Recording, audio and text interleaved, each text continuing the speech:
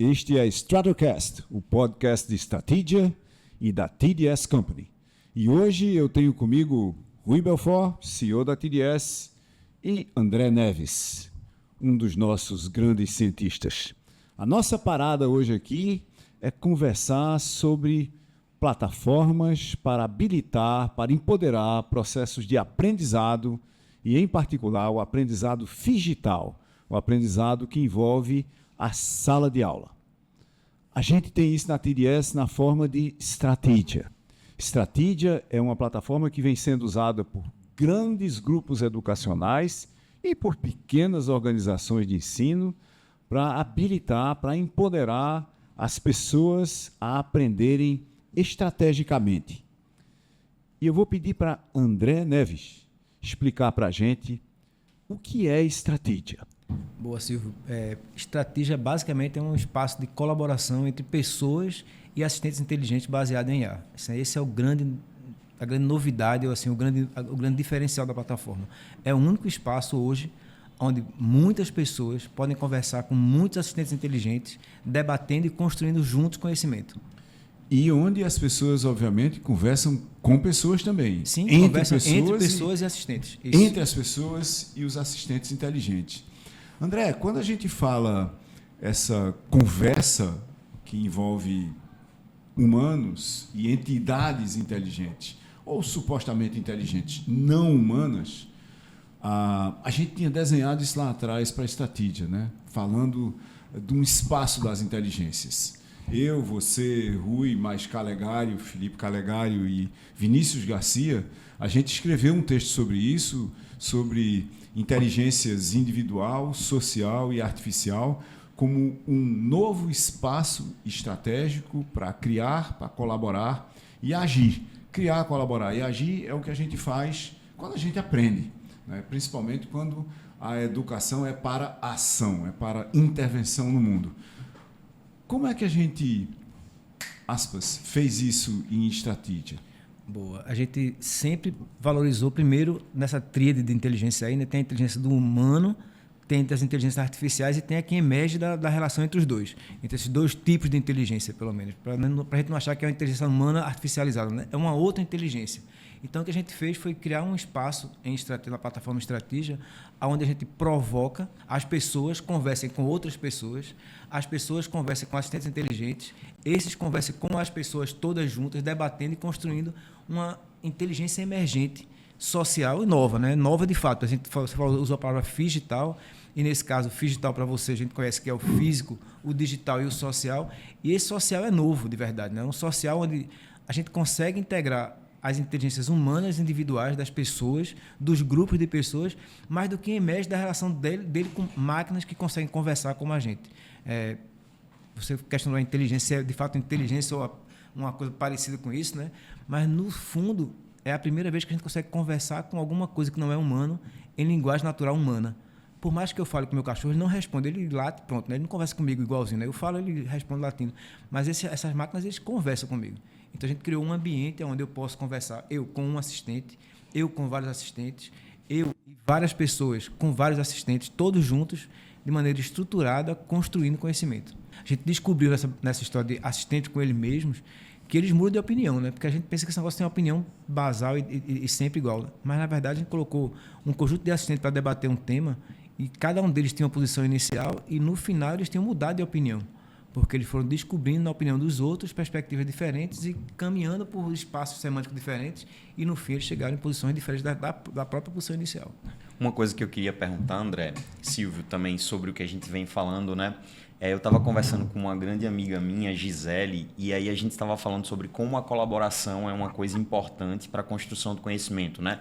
Em qualquer ambiente, mas muitas vezes é confundida com a comunicação, na verdade, não é pela comunicação, é com a comunicação, né? E é como se fosse assim, a gente não tem problema de colaboração, a gente tem problema de comunicação. E aí você falando assim sobre um ambiente para conversar, pessoas que conversam com outras pessoas, pessoas que conversam com assistentes inteligentes, me lembrou um pouco dessa conversa. E aí eu queria que tu falasse um pouco, André, sobre como é que é essa coisa da integração das inteligências como um espaço de colaboração. Boa, Rui. não vai acontecer colaboração sem comunicação, né? Aí não tem nenhuma chance, né? Então a gente precisa entender, essa separação é boa, apesar de ser muito estruturalista, né? E no fundo as coisas se confundem, né? Comunicação e colaboração vão andar próximas e misturadas umas com as outras. Quando a gente fala de espaço de colaboração, é um espaço onde todas as pessoas possam colocar suas opiniões, colocar seus argumentos, contradizer os argumentos dos outros, ouvir as críticas de maneira tranquila e estruturada, porque a gente tem muita dificuldade em ambientes educacionais, especialmente em alguns lugares que não tem disciplina de debate, por exemplo, né, de entender como é que funciona contra-argumento.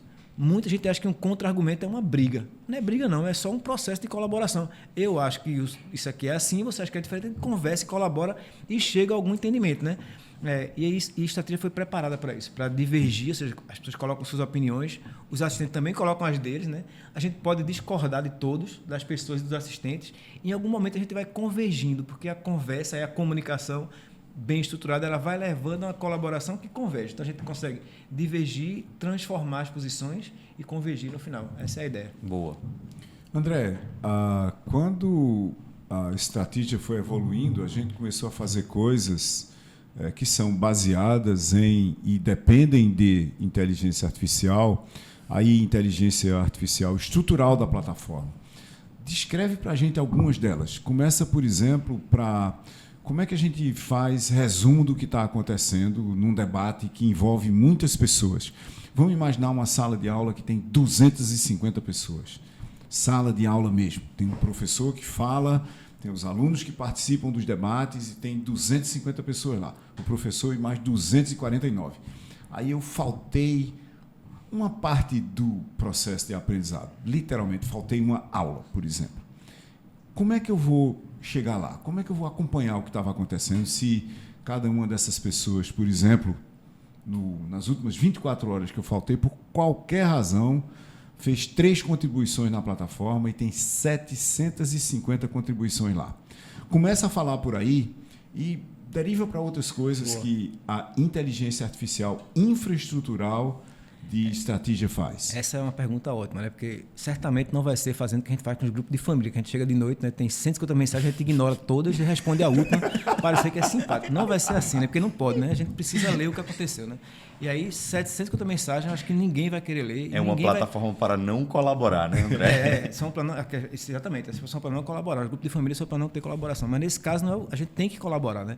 Então a gente tem que olhar lá 750 mensagens e eu não vou conseguir ler aquilo. O que é que a gente fez em estratégia? A gente tem desde de sempre, né? A gente foi construindo ela assim, nessa perspectiva da IA como parte do processo. Então a gente tem assistentes nativos da plataforma que os estudantes podem, o que faltou, se você tiver faltado, pode chegar lá e dizer, faz um resumo do que aconteceu aqui. E ele faz um resumo do que aconteceu no debate inteiro. Mas mais do que isso, você pode conversar com ele. Você pode hoje conversar com o assistente que sabe o debate inteiro.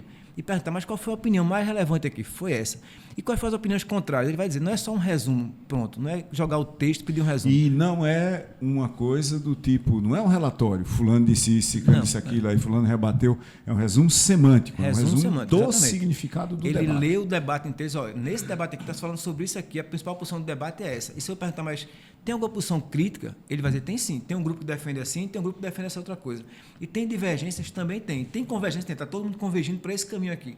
Ele consegue analisar o debate e conversar sobre o debate. Não é um relatório sintático, não é um relatório sintático do debate. Dizendo, Silvio disse isso, Rui falou aquilo, André falou aquilo. Nem vai colocar o nome da gente, na verdade. Né?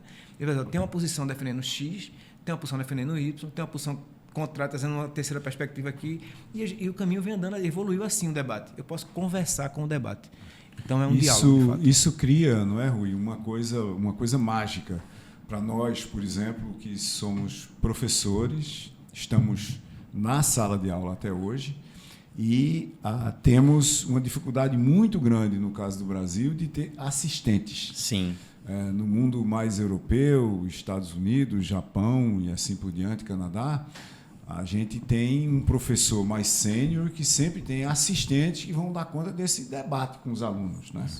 E Strategia tem, na infraestrutura e serviços de Strategia, esse potencial do aluno ser atendido por um assistente que é inteligente, que faz parte da plataforma. Eu quero conversar com a aula de ontem. Eu não preciso perguntar para o professor. O professor está liberado para construir a situação de aprendizado de amanhã. Está liberado para atender realmente a coisas mais críticas que não são resolvidas pelos assistentes inteligentes. É uma nova forma de dialogar, né? Que ela não é necessariamente síncrona, ela é distribuída e ela tem outros agentes que participam do processo. E aí eu acho muito interessante pensar nessa nova forma de diálogo como uma nova forma de construção de trabalho também, né? De construção de conhecimento. E aí me vem, Silvio, e eu queria trazer isso para André, perguntar para André, qual é o impacto disso na relação ensino-aprendizagem? Porque são dois papéis diferentes que estão no meio desse diálogo que se constrói de uma forma diferente numa plataforma como Strategia, e como é que isso acontece na prática? Foi muito bom você ter perguntado, você usou uma ensino-aprendizagem junto, né? Apesar de parecer ser diferente, eles não acontecem sozinhos, isso é uma coisa importante a gente entender. Ninguém ensina sem alguém aprender, né? Então, para ensinar tem que ter aprendizagem. Então, essa é uma coisa importante a gente perceber. Uma coisa não existe sem a outra, né? Não dá para... Vai ensinar sozinho? Você não vai ensinar para você mesmo, sozinho, né? Não tem o menor sentido. Você ensina para alguém aprender, né? Então, por isso que se usa muito a expressão ensino-aprendizagem, né? É uma coisa que está conectada. Então, em Strategia, ela é pensada o tempo inteiro para apoiar tanto o processo de ensinar nessa perspectiva. Veja, é uma ação conjunta, mas tem um processo de ensinar e tem um processo de aprender, né? Todos aprendem, todos ensinam. Professores, estudantes e assistentes. É bom lembrar disso, né? O aluno ensina muito no debate. O professor aprende muito no debate. O professor ensina bastante, e o aluno também aprende bastante. Então, é um processo, de fato, colaborativo. Veja, não é que a gente vai desmanchar o conceito de ensinar, mas ensinar é um conceito que envolve aprender. E eu, como professor, o Silvio como professor, você como professor, a gente aprende toda a aula, não tem jeito. Aliás, se isso não estiver acontecendo, tem alguma coisa profundamente errada. Exatamente. Se o professor não está aprendendo... Ou em um lado, o professor, ou a sala, ou os dois. Os dois juntos. Eu acho que e aí a estratégia foi montada nessa perspectiva, né? Que as pessoas aprendem. Veja, as pessoas estão ali para aprender e ensinar juntos. Ao mesmo tempo, todo mundo está ensinando, todo mundo está aprendendo. Uma outra coisa que eu achei interessante, Silvio, que o André estava falando, é essa questão dos agentes aprenderem, né? E aí tem, obviamente, o lado super da oportunidade, mas também o lado do cuidado que tem que haver, né? com isso, quando você está dentro de uma organização que tem um conjunto de conhecimentos que é próprio, né? E aí, em Strategia, como é que a gente cuida disso, André? Boa, isso funciona em qualquer situação, inclusive em sala de aula, né? Nem sempre, nem todo professor tem interesse em disponibilizar todo o material dele para o mundo. Alguns fazem isso, né? Boa parte já faz, mas tem sempre aquele pessoal que tem um cuidado, o material é único, é um curso que eu estou dando que é muito fechado. Então, assim, a Strategia tem um cuidado de garantir que os espaços de debate eles são apenas acessados pelas pessoas convidadas. Veja, qualquer informação que é discutida naquele espaço de debate, só quem tem acesso é quem foi convidado para ele. E eles são criptografados, ou seja, não adianta nem a gente da plataforma querer saber o conteúdo, porque a gente não vai ter acesso. O acesso aos debates de Strategia são apenas para as pessoas que têm acesso ao debate. Quem delega o acesso é para o professor, ou mediador, né?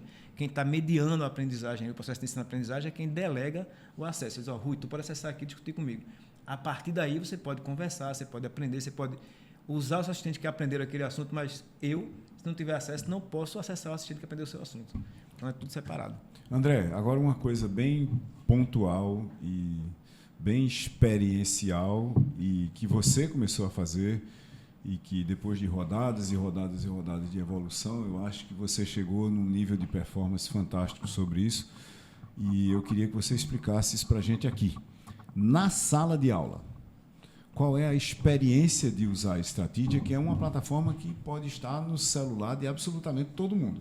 Isso. As pessoas estão lá. Então, de repente, tem um professor, você, eu, Rui, todo mundo que está nos vendo aqui, que vai, entre aspas, dar uma aula. Aquela história. A gente vai falar e a sala vai ouvir. E aí, logo depois disso, a sala e nós e os agentes inteligentes vão para a Strategia. No caso de muita gente, no seu smartphone. Isso. E aí a aula continua digital e social. E a gente está no espaço físico. O que acontece aí? Sai desse ponto de partida, que eu sei que você já fez dezenas de vezes, e chega num ponto onde, no fim do curso, no fim de uma disciplina de graduação, a sala, os alunos, escreveram um livro sobre o assunto daquela disciplina em particular. Muito boa essa provocação, né? Por acaso, hoje, antes de vir para cá, eu estava numa sala de aula física, com 35 alunos, E a gente começou a aula, eu fiz uma apresentação de slides, como a gente sempre faz, né? Levei mais ou menos uns 30 minutos apresentando um conteúdo novo para os alunos. Em seguida, eu pedi para eles irem para a estratégia, mostrei um QR Code que eles apontaram o celular, entraram na plataforma e lá tinha um texto sobre a minha apresentação, que eu já tinha preparado com o assistente inteligente da plataforma. Estava lá pronto para eles. Eles leram o texto e depois tinha uma pergunta sobre o texto.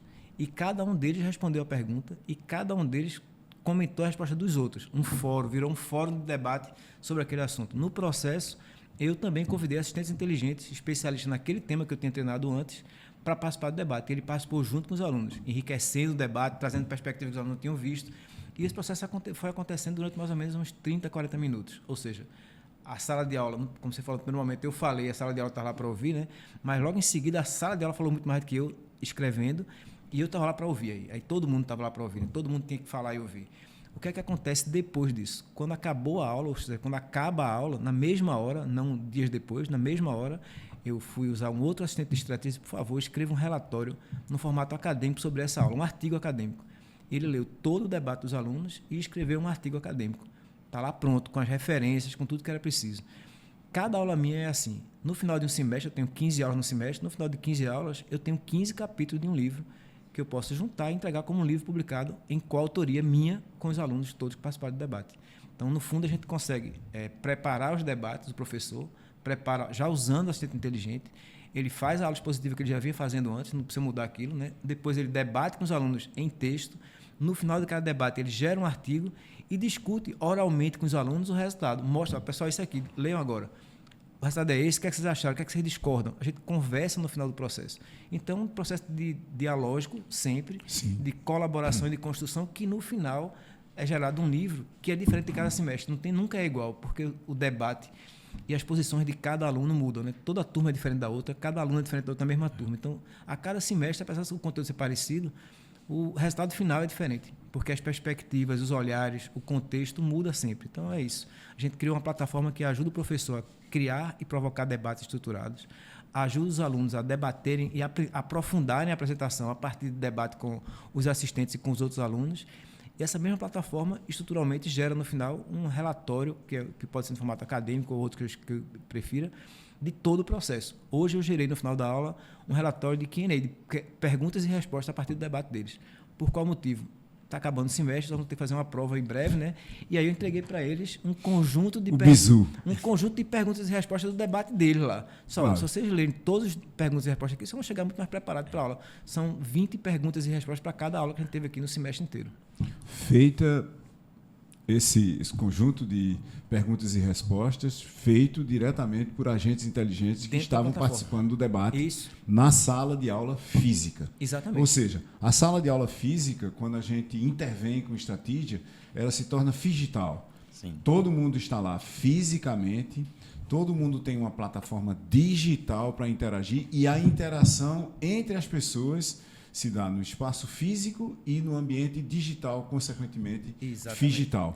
Agora, uma última coisa, André, e quase como assim, consequência do que você disse. Na hora que a gente gera o livro do aprendizado, ou o aprendizado em forma de livro para cada disciplina, de uma certa forma, a gente registra um espaço-tempo de conhecimento onde aquilo aconteceu. Mas aquela turma pode continuar evoluindo aquilo. Sim. De uma certa forma, não tem mais ex-aluno. A gente podia imaginar, por exemplo, que no sistema de ensino você tem uma garantia, entre aspas, de depois que você acabou o seu curso de graduação, todas as disciplinas registradas em Estratégia continuam disponíveis, por exemplo, por 3 anos. A partir daí, você remuneraria a instituição para manter aquela coisa funcionando e para você estar lá permanentemente com o seu grupo, que você conhece, que estudou junto com você, com eventuais intervenções de professores, mas com intervenções permanentes de agentes inteligentes, evoluindo o que você aprendeu. Porque se tem uma coisa que ficou absolutamente certa nos últimos, pelo menos, muitos séculos, é que conhecimento não é uma coisa estática. Não acaba quando acaba a disciplina, nem quando acaba o curso. Nem o aprendizado. Nem aprendizado. O que a gente tem feito, a gente tem visto estratégia, que não só o livro está lá, né? O espaço de debate continua lá, mas os assistentes treinados no conteúdo continuam lá e continuam aprendendo. Então, você pode continuar conversando com os seus colegas, continuar conversando agora com os assistentes que sabem o conteúdo do debate inteiro, veja. Hoje um aluno que acabou a disciplina no semestre passado, ele pode entrar lá e conversar com um assistente que sabe tudo o que aconteceu naquele debate do semestre passado inteiro. Ele tem acesso, porque ele esteve lá no debate, e ele pode continuar conversando. E sim, a história da garantia é muito bacana. Imagina, uma garantia de anos de aprendizagem continuada, aprofundamento, descobertas, com pessoas que saíram daquele contexto, estão no mercado, já estão trabalhando, voltam para discutir, e os assistentes estão lá garantindo que lembra de tudo que foi discutido antes, naquele dia da sala de aula. E do ponto de vista econômico, Rui, faz todo sentido, porque você não é o professor que está dando a garantia, o professor já esteve lá. Ele treinou os agentes, ele articulou o processo de ensino, ele estruturou o processo de aprendizado, ele desenhou a colaboração, porque criou os mapas, as jornadas, as divergências, né, os debates, as convergências, como é que a turma concordou ou não com certas coisas. E aquilo está estruturado, está pronto para, a partir dali, as pessoas continuarem colaborando, que foi o tema inicial da nossa conversa aqui, por anos a fio. Em fluxos, né? O espaço digital ele acontece em fluxos. Por isso é que a gente chama de jornada, né, André, na plataforma. Tem um ponto que eu queria só trazer, que eu acho que é relevante para o debate, que é tudo isso só é possível porque a gente faz de forma escrita, né, André? E aí seria interessante falar um pouco sobre a importância de registrar de forma escrita essas interações. A gente faz de forma escrita, vamos lá, a gente tem várias razões, não pelo registro, né? Porque a gente poderia gravar a voz e também estaria registrado, né? O que acontece é que o ato de escrever leva a um outro processo de reflexão, né? Uma coisa é você falar rápido, como a gente está falando aqui agora, né? Responder rapidamente, outra coisa é escrever um artigo sobre isso, você vai pensar um pouco mais antes de responder, né? Então, o processo de escrever, mesmo essa escrita, veja, a gente tem o brainstorm, né? De geração de ideias oral, a gente tem o brainwrite, que é uma geração de ideias escrita, né? Mas a gente tem um negócio novo acontecendo, que não é no papel mais, é o brain text. Assim, você está gerando ideias e escrevendo digitalmente. Isso é outra forma de pensar, né? Isso leva a um outro mecanismo, inclusive. Então, a gente explora muito esse mecanismo de estratégia. Hoje é possível, inclusive, gravar por voz algumas coisas e deixar no texto. Claro que sim, transformar em texto. Transformar a voz em texto hoje não é problema, não. Mas escrever, o ato de escrever tem uma diferença de pensar, de ajudar você a elaborar melhor o que você vai dizer, né? E é por isso que a gente usa a escrita. Apesar do nosso amigo Sócrates, o filósofo, dizer que a escrita aprisionava o pensamento, né? A gente sabe hoje, depois de 2.500 anos, que não é verdade, né? A escrita não aprisiona o pensamento. Muito pelo contrário, né? Ela é uma espécie de tabuleiro que abre a capacidade de pensar. Veja, o pensamento ele é limitado, na verdade, né? Porque no tempo, eu vou esquecendo, a gente não consegue lembrar de tudo, não. Mas com a escrita, eu consigo lembrar de coisas e vou lembrando, e vai ampliando aquilo. Vai ampliando o pensar, na verdade, o refletir, né? Então, acho que a estratégia funciona nessa perspectiva do registro escrito, por um lado, para ampliar o meu tabuleiro de pensamentos dos outros, das divergências, e, por outro, para me fazer refletir um pouco diferente na hora da minha opinião. Na realidade, André estava falando em lembrar, e eu lembrei da letra de um samba que diz que recordar é viver. E, nesse caso aqui, escrever é pensar. Isso. É isso aí. E esse foi mais um podcast de Estratégia, a plataforma para colaborar usando inteligência artificial, onde a gente aprende, cria estratégias, desenha produtos e serviços, mas, acima de tudo, onde colaborar é aprender. E eu esqueci de dizer uma coisa no começo, mas vou dizer exatamente agora. O nome do nosso podcast é uma homenagem à Stratocaster, a Fender Stratocaster, na minha opinião, a maior guitarra de todos os tempos, em qualquer universo, que esse ano faz 70 anos. Até a próxima!